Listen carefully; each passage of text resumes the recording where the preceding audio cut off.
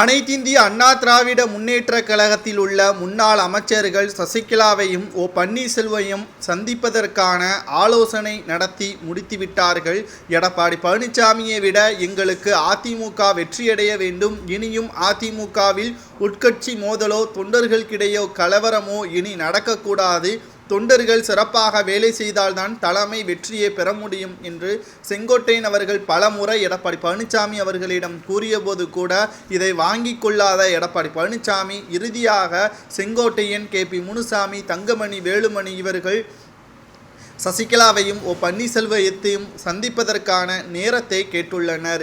இது நிச்சயமாக அதிமுக மீண்டும் ஒருங்கிணைப்பதற்கான வழியாக மாறும் என்றும் எடப்பாடி பழனிசாமியின் ஒட்டுமொத்த கனவும் தற்பொழுது கேள்விக்குறியாக மாறிவிட்டதாக நம்மால் பார்க்க முடிகிறது. ஏனென்றால் எடப்பாடி பழனிசாமி பொறுத்தளவிற்கு சசிகலாவோ OPSஓ மீண்டும் அதிமுகவில் வந்தால் நிச்சயமாக எடப்பாடி பழனிசாமியின் பொதுச்செயலாளர் பதவி பறிக்கப்படும் அல்லது மீண்டும் தேர்தல் நடத்தப்படுவதற்கான ஆலோசனைகளும் நடத்தப்படும். இதில் இரண்டிலுமே எடப்பாடி பழனிசாமிற்கு சிக்கல்தான். ஆனால் அதிமுக வெற்றியடைவதற்கு வாய்ப்புகள் அதிகமாகவே இருக்கிறது.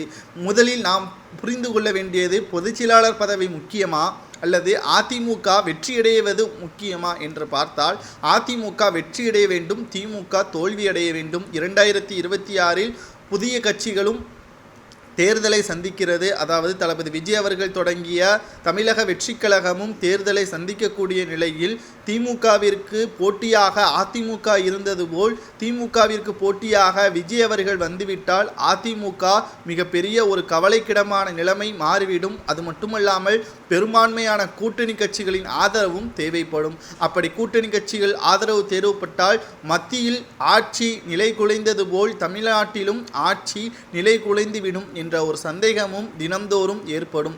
இதற்கு ஒரே வழி அதிமுகவிலிருந்து நீக்கப்பட்டவர்கள் ஒன்றிணைந்து விட்டால் அதிமுகவும் செழிப்பான முறையில் பழைய நிலைமைக்கு தள்ளப்படும், வெற்றியை சுவைத்துவிடும். கவலைக்கிடமாக இருக்கின்ற அதிமுக மீண்டும் பழையபடி புத்துணர்ச்சி பெற்றுவிடும் என்றுதான் செங்கோட்டையன் அவர்கள் கூறி வருகிறார். அவர் கூறுவது நிச்சயமாக சரிதான் என்றால் உங்களது கருத்துக்களை கமெண்ட் வாயிலாக கூறுங்கள். சசிகலா OPSஐ முன்னாள் அமைச்சர்கள் சந்திக்கலாமா என்பதையும் கமெண்ட் வாயிலாக கூறுங்கள்.